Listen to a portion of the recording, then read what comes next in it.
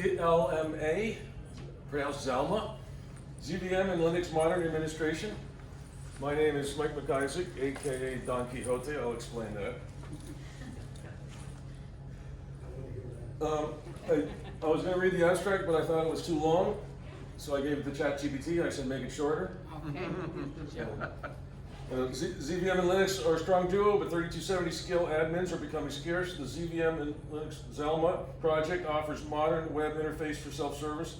While ZVM admin is still needed, Zelma lets Linux pros clone images, manage resources, and view system-wide data across all LPARs and CECs. My biography. I went to high school for 4 years, and I said, well, I'm smart enough now, I don't need to go to college. I'll join the Marine Corps. And that was good, but then after 4 years, I said, maybe I'm not as smart as I thought I was, so I went to Northeastern University and got a comp sci degree, got a job at IBM in 1987. In December of 1997 was the first time I downloaded a Linux distribution and put it on a PC and wiped out a Windows 95 OS, right? And I thought that was like just amazing. I had, I thought operating systems are, these big expensive things, and now you can pull them down off the internet and run it for yourself. And it's, and I had done AIX, so it was like, this is Unix, Okay, that was 97. In January of 2000, Linux came to the mainframe, and I was doing OS 390 Unix system services, and I dropped it, and I went in. I've been doing Linux and ZVM ever since. I have not looked back, I don't know, it was just better than Unix system services at the time. I'm sure it's come a long way in 25 years. All right, and June 2005, Jun Zong and I mainly, there was another resident, but mainly two people for 6 weeks, wrote the first virtualization cookbook. So this ended up being a series of books over, since that, 20 years, I guess. And what we did was we said, we're going to write this in 6 weeks, okay?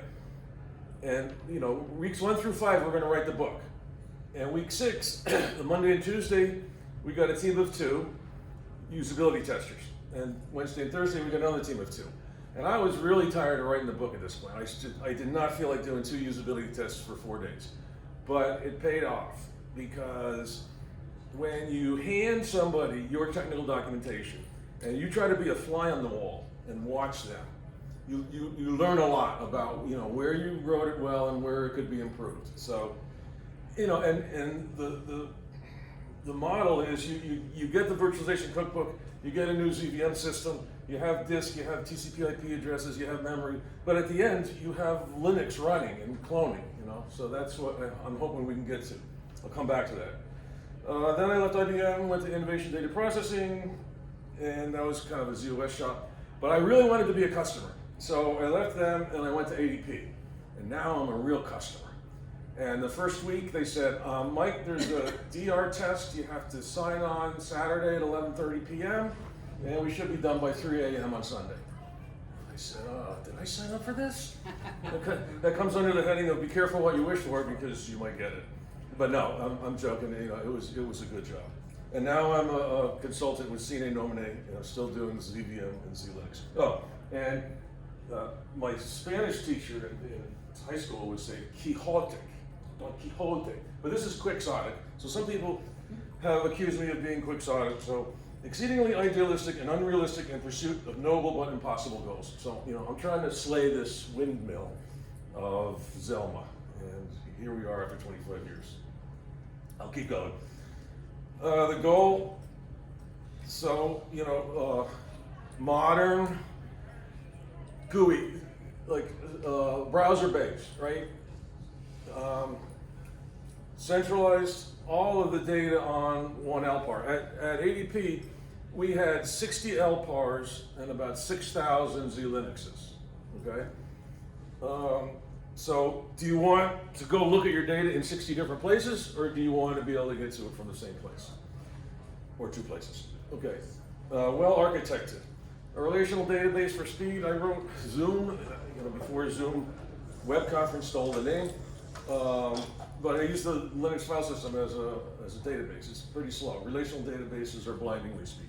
6,000, that's nothing. We could do 60 million rows, The web code does the presentation and the line commands do the heavy lifting. So you're going to see some, browser-based interface, and those scripts draw the page and they call the line command, which then calls the RESTful APIs. So you have the power of the whole GUI, but you can if you know the command line, you can also use it directly from the command line. All right, so it's because it's the same, it's running the same code. And the data is also written to a server in a different data center. So I learned this from ADP, and it makes a lot of sense, right? You have a data center, you're running this web server, and we'll see the architecture a little better. But you make a change to the data, and you write it here. At the same time, you just write it to a hot Linux. It's really fast, right? You write it to another server in a different data center. You lose this data center, you haven't lost your entire CMDB, right? You have it running fairly recent images. It's not, it's a pretty good model. And secure. I'm not going to harp on that. So one of the problems is that 3270 is not being taught in school anymore. Amen. And when they come, they don't want to learn green screens. Amen. I'm seeing the kids, I'm allowed to say that, don't even want to learn SSH, right? They don't want console sessions. They want, point and click, or however you could do it with AI. So the solution is a free and open source software app that is browser centric, has a little command line, and does as little as 3270 as possible. It does not replace a sysadmin, okay? You're going to have at least one knowledgeable ZVM guy in the background. All right, any questions? All right, what are the components? VIF, the virtual image facility. Does anybody remember VIF from about 25 years ago? IBM wrote a product, and it really abstracted the ZVM hypervisor, but you couldn't get your hands on any, there was no green screen. And so they fairly quickly withdrew it. And I understand if it was just not possible to do enough administration, but I sometimes wonder if they threw the baby out with the bathwater, because the grammar, the VIF grammar you'll see, really does abstract a hypervisor. And so I reanimated it based on, I found an old PDF on the web, and you'll see that too. Now Finder is the CMDB. That code was written at ADP, and it was very, very successful. Anybody, people didn't know much about, zLinux, but they knew how to log on to Finder, and they could find anything, right? So yeah, and of course it's updated in tandem with VIF. So if you're doing an operation in VIF, as soon as you change something, it gets stored in the relational database. Consoles, so spool consoles, cross-CAC, cross-LPAR.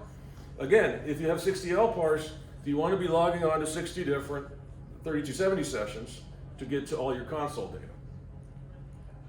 And commands, you do have the ability to issue CP commands, and we'll see that too. All right, so this is the main window, and the simplicity is that there's no menus. This is like, there's no menus.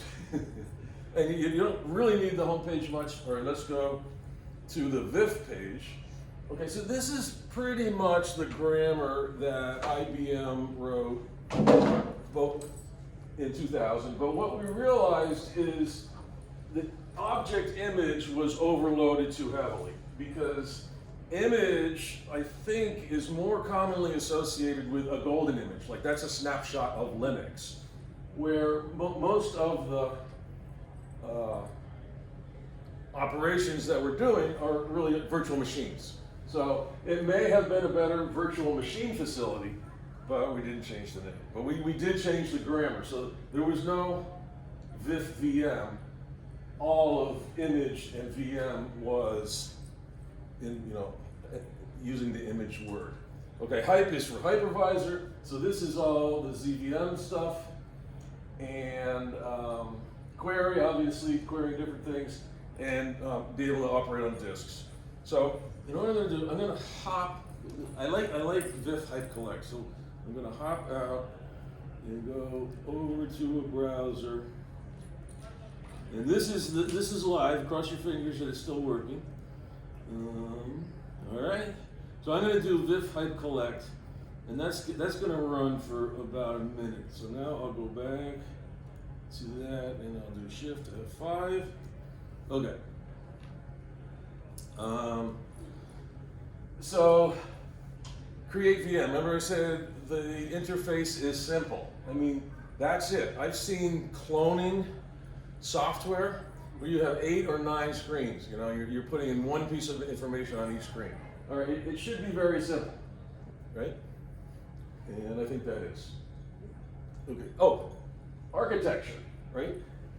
You know, I'm thinking, well, IBM wrote this and it was about hypervisors, but because it is an abstraction of a hypervisor, the verbs and nouns still work. So what's to say that a different backend could be written that is driving probably KVM and libvirt, right?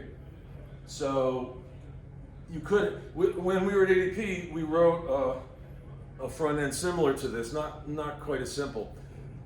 But the CIO and the powers that be said, we want a single screen. So they kind of took the code from the mainframe guys and gave it to the distributed guys. And I don't know, I'm not gonna say anything. Mike, Yeah. really quick, go back to that Sure. screen. You could even go one step further on that architecture. You could actually have S390X ZVM and S390X KVM. All right, will you write that code? Sure, that good. It's a good idea. 5 notes, right? Yeah, exactly. All right, now, just doing these charts has helped me already, because I'm going to show you something. This is the current VIF VM set. And the 3 main things we did at ADP with these tools was we cloned a VM, cloned a new Linux, and invariably we either need to add CPUs or we need to add memory, right? So those were the 3, give me more and make it bigger, right? Those are the 3 main operations. So we had in the Open Mainframe project, they have summer internships, mentors, and mentees, and we had a young man come in and do a good job of hooking the back end of this up to Phalong, which is a RESTful API that talks to ZVM SMAPI, and now that's working. So, but I found something out about this. So I'm going to remember these, and I think we can throw this whole screen out and start with another one. And that's this one. So that was a synopsis of VIF, and this is Finder. Again, it was written at ADP, but I wrote it in the clean room. It was written in Perl and Python, Perl and PHP. I wrote it in Python. So you can see each one of these is a column. Every column in the relational database is shown. It's probably too wide, so there should be like a pared down view where I don't need all this detail about certain things. But that's all the data in the relational database. And look over here at this little pencil. So I'm going to zoom in with the next one. Okay, so, and all of the other fields, the other 12 fields, are actual data. This is actually what it is. These last 4 are really metadata, right? What's the application running on? What's the environment? And give me a group, because in the application there could be 2 or 3 different subgroups. And then who's the owner?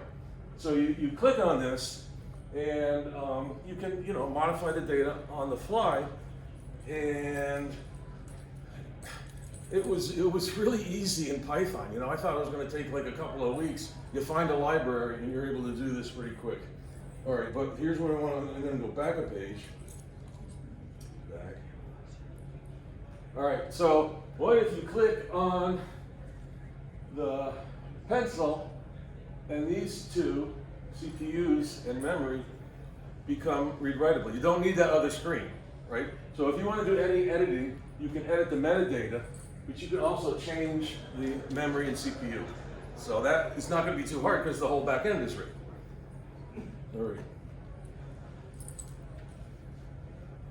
All right, we're doing okay on time. So that's fine, your metadata. All right, consoles. Again, we had 6,000 ZVMs at ADP. This is only showing 2 LPARs, each with 2 consoles, so it's not a very busy screen.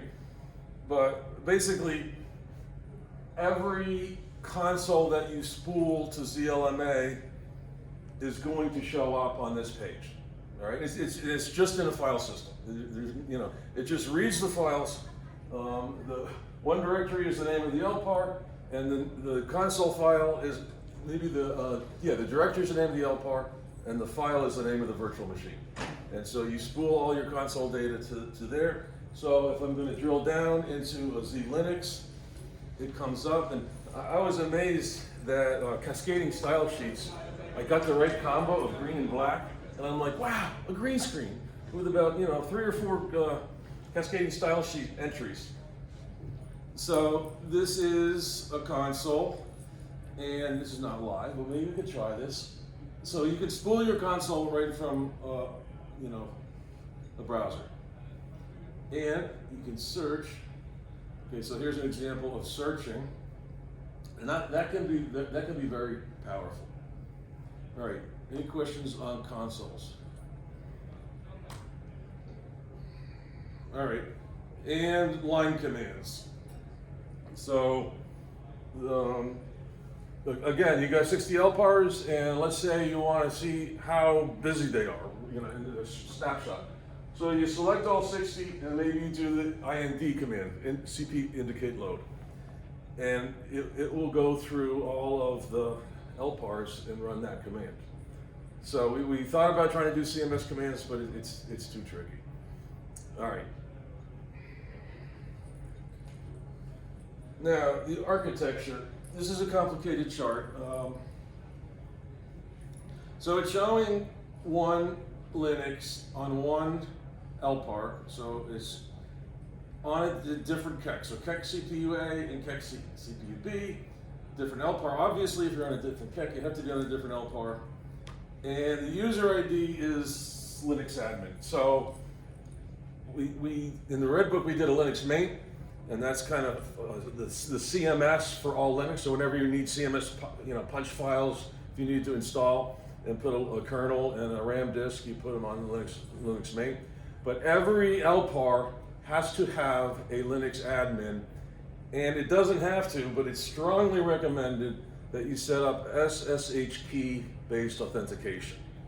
Okay, so on this squiggly line, a command is given here. And it says, is this the LPAR that I'm on, right? Because if the virtual machine's on a different LPAR, it can't work on it. And he says, no, it's a different one. So I'm going to send the same exact VIF command.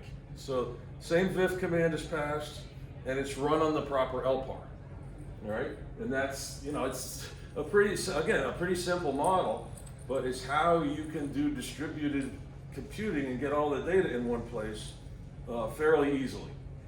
Obviously, setting up the SSH key-based authentication is some work, but it's not that tricky. What else? What else do I have to say? So Zelma, it calls the VIF command. Apache, these are all CGI, Common Gateway Interface programs. And the console data is just in a file system. So any questions on the architecture?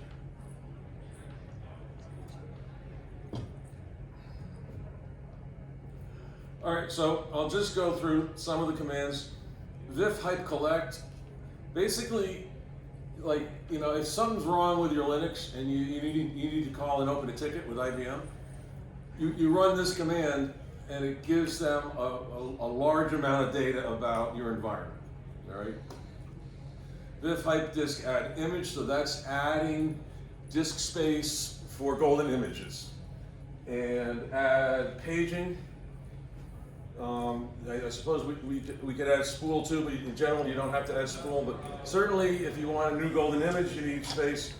And very often, if you're paging and your paging is getting over a certain threshold, then you need to add more paging space. And it might not be the Linux admins that are worried about paging, right? All right, I'll talk about, okay, errors. So VIF hype errors is not working, but does anybody know how to write RESTful APIs to the HMC? Because the HMC has hardware errors for every LPAR. I mean, there may be no errors, right? You may say, no hardware errors have been logged. So it would be great if we could do a RESTful API to the HMC. That's more work. All right, VIF hype restart, shut down re-IPL. Should we be able to do that from a browser? Yeah, you don't give the new Linux admin a privilege class, right? I actually had a new hire at IBM when I was a manager. He maybe was around for 2 months, and I'm working on the system, and all of a sudden my ZVM system's gone. Walk around the halls. What happened? What happened? Oh, I was trying to shut down Linux, but I couldn't shut it down, so I shut down the VM. Yeah, you shut it down for a lot of other people too, but he did shut down his Linux. So I'll get back to, maybe the one ZVM sysadmin can log on with a different user ID, right? And maybe he does have a privilege class. And maybe if there is a RESTful API to HMCs, it could effectively become an HMC. So, and then I thought, what's missing, right? We have shutdown re-IPL, and we have shutdown. What's the big one that's missing? Like IPL or load, right? Well, how can you load a Linux system, how can you load a ZVM system and you expect the Linux to be running on that system? It's not possible. But again, if there were RESTful APIs to the HMC, you could load or IPL and LPAR as long as yours is still running, right? So, a lot of possibilities. I verify. All right, so here's the VIF VM. Create, clone a Linux. We saw that, a nice short web page to clone a Linux. Delete a Linux, and at ADP we did not delete. We told the user we deleted the Linux, but we put it on death row. It had 2 weeks to live, and there was a cron job that, if they didn't come back in 2 weeks and say, oh, I need my Linux back, then it was really gone. All right, network add 360 add an OSA triplet. I don't see that really being a strong need, because at ADP it was like, the Linux guys could not control the network. The network guys control the network. So we as Linux guys would not be able to allow to change network like that. So I don't know, and I don't think it works right now. Obviously set storage and set CPUs, I've been talking about that, very useful. And if we could do it from that finder, just very simply adding the new CPU or the new amount of memory, that would be cool. All right, start a Linux and stop a Linux. It's pretty easy, right? XAuto, you got to find the right LPAR, but you know which LPAR it's on, so you just do VMCP XAuto log user ID or VMCP signal shutdown, and that's how you bring Linux up and down. You don't even need to use Snappy. And stop all, I don't know. It's like shutdown, but a little bit different. All right. And again, this image used to have like different verbs, but we made this object image, and really to create a golden image, what else is there to do but create it or delete it? Let me think, you could bring it up and modify it and bring it back down. It would have the same name, it would be in the same place. So yeah, that's it. Create and delete images. This disk copy from one Linux to another, it doesn't happen a lot, but it could be useful. Certainly create a new Linux disk and delete one. We never delete disks. You either delete the whole virtual machine. I mean, I guess it's possible that you could say, I don't want this extra disk anymore. What we found, how with Linux, sometimes you say, oh, I need a root file system, I need /srv, I need /var, I need to split it all up. What we found is, just put about 20 gigabytes or something on the root file system, and simply don't fill up Linux. If you're filling up the root file system, It's like, stop doing that. If you need a large amount of data for, a database or something, you mount it, you get some FCP disk and you mount it over /SRV and just catch the guys who are filling up the file system.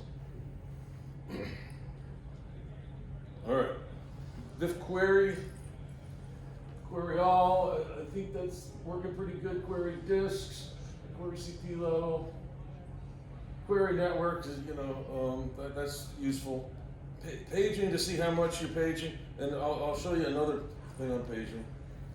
Query performance, this is really not designed to be a performance monitor, okay? You can do a little bit of performance, but not much.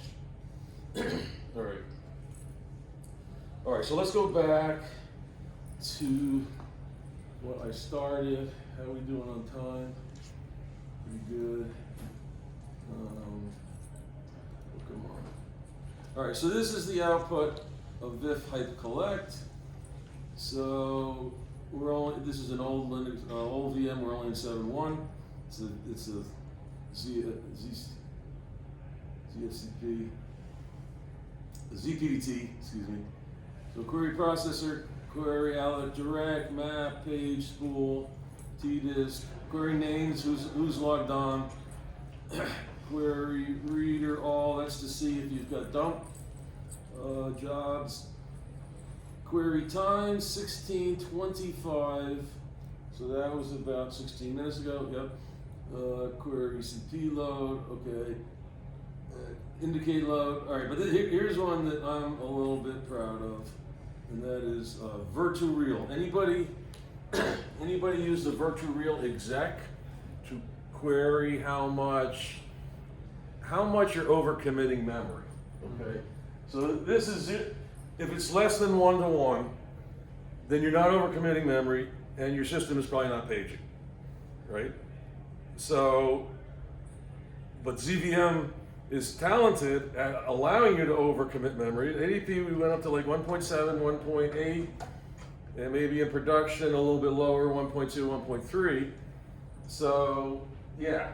There is a Rex exec called Virtu-Real, and it's hard to run Rex execs from Linux, right? Because a Rex exec is CMS, and we were going to try to set up a CMS worker machine, but I said, hey Python, look at this. Hey ChatGTP, look at this Rex code and give me some in Python. And it didn't do a very bad job. It didn't do a perfect job, but I can remember trying to rewrite this by hand.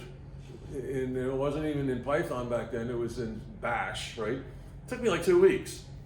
I don't know, do you guys use ChatGTP every day?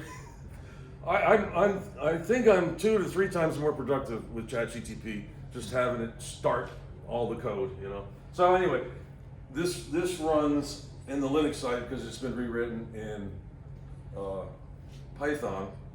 And the answers are very close. The answers are not perfect, so I do have to do some more testing. What I need is a heavily loaded system that's actually paging, and they're not too easy to find sometimes. Anyway, and then I think this one is also cool. Query all DM. DM's Derming, right? So basically, the next 2,000 or so lines is the entire user directory. So to me, you can get all of this output like pretty fast. So this is a fresh copy of the user directory, and it gets written to like your home directory. So you could have, let me see what that was a couple weeks ago. So it's a poor man's way of doing some backups and having a lot of data. All right. That's that. So we get rid of that. So what else can we do? Is it tolerant of an SSI cluster? So the question was, is it tolerant of an SSI cluster? Yes, and I say that with my fingers crossed because I don't have an SSI to test it on, but it was written a long time ago on an SSI cluster. And I don't see any reason, all the LPARs are the same. Now, are there any SSI tools? I mean, you could do query SSI, right? CP command, and do a query SSI, and that's going to give you some information. So it's tolerant of an SSI in the fact that IBM, I think, designed it pretty well, where ZVM just behaves the same as it always used to, and with SSIs you have more information, and you have groups. So that answer. Yeah, I didn't see anything up there for a reload, a BIF reload. Oh, okay. So with SSI, ZVM, single system image, you can do a VM relocate, and that is basically take a running Linux system on one LPAR and move it to the other while it's still running. And yes, I would have thought about writing that code had I an SSI. And you can tell this is not fully baked, right? Some of these things are the relational database part I think is solid, and it's powerful. It's really. Oh, that's right. I wanted to do a. Go ahead. Yeah, sure. So what Mike hasn't really talked about is when he's doing a lot of the VM commands, what's happening is it's talking to this API layer called Phaelong, and Phaelong is talking to Snappy, and Phaelong actually is SSI aware and can actually. So one of the things that we did in the summer mentorship project for 2025 is we made sure that Zelma, well, Mike and his mentee made sure that Zelma would work properly with Phaelong. So it's literally just somebody taking the time to write the connector code to the API, which is SSI aware.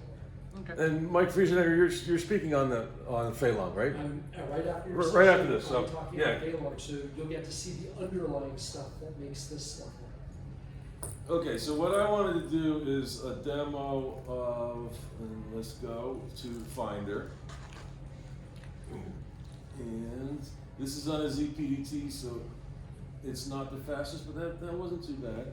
All right, so let's search for S390. So we got what? We got 5 virtual machines, and we're going to search for S390X. Okay. And now we have 4. Okay, so there was one Intel, right? So there's no reason that only zLinux can be stored in here. You just write down the architecture as Intel. Now let's search for, what was I going to do? Dev. Prod. Let's search for prod.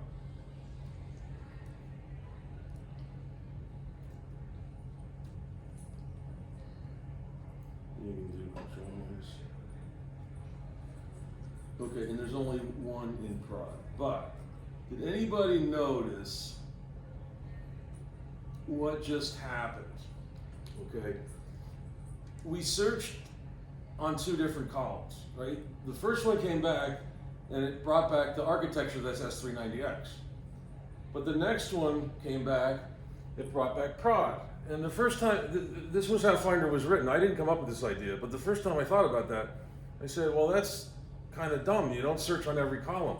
But it's not necessarily kind of dumb, because very often, like, 192.168.1 is probably never going to show up in a different column. So the point is that because the data is very specific to the column that it's in, by being able to search on every column is very powerful. Although I used to search for L, so if you wanted to know all of the records, you just put in L and you search for L, because everyone had like an L in the host name for Linux. All right. So that is that. So I guess we could do. Let's try a console live demo. How are we doing on time? We got 11 minutes. All right. So let's go to zLinux 1, and that was in there, and that was pretty good. Okay. So we're at 10:03. Console file created. So let's do spool console. So I'm doing the code's doing a CP. I haven't tested this recently, so cross your fingers.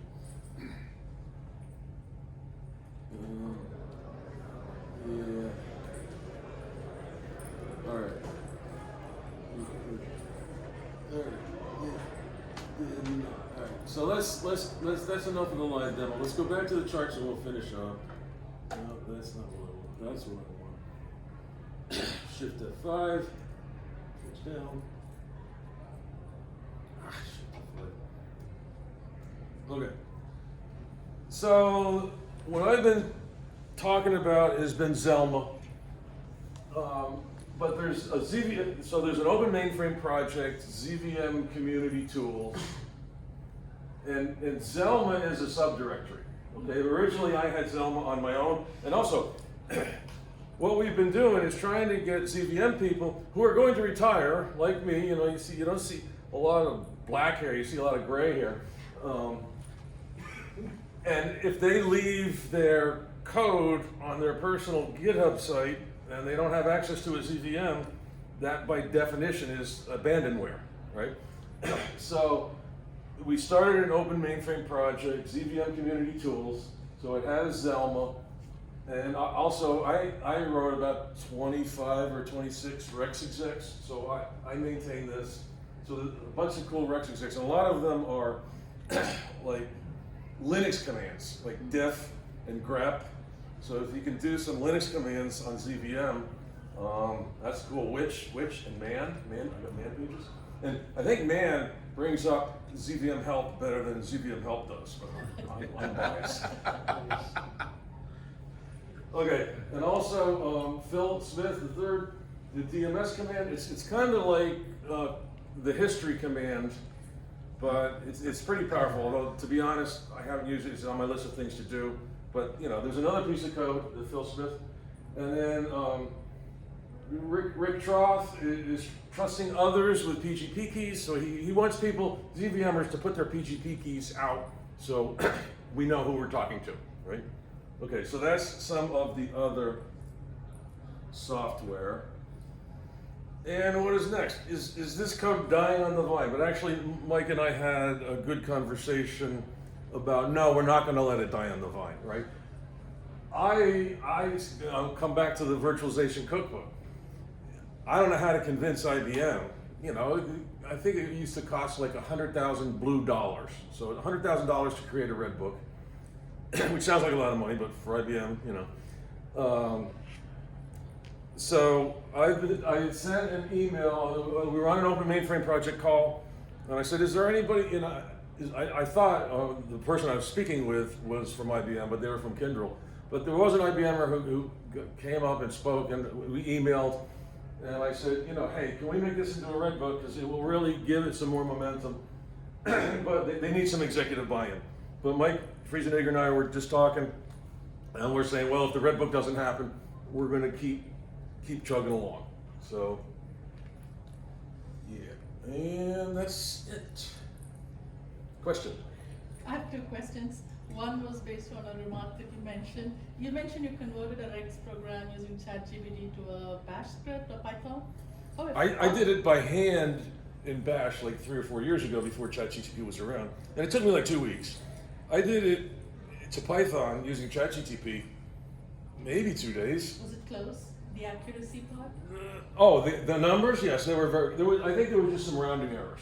Okay. But again, I would really want to test it on a heavily loaded system, because when you're actually paging and you're over 100%, you know, that's when it has to be really correct. So it's early, but Thank you. That's encouraging, actually. It's something. Thank you. The second question is, you touched upon the point about performance. Mm-hmm. Can this do some performance monitoring or integrate with existing performance monitoring tools like Velocity? So something like that? With Velocity, Barton wouldn't touch this with a 10-foot pole. I know Barton, he's a good guy, but that code doesn't mix with open source. As far as the IBM Performance Toolkit, I would have to get IBM involved. And again, I've been on the ZVM council meetings and I've demoed this, and the crickets are chirping. So IBM, yeah, I mean, and IBM is selling IBM Cloud Infrastructure Center.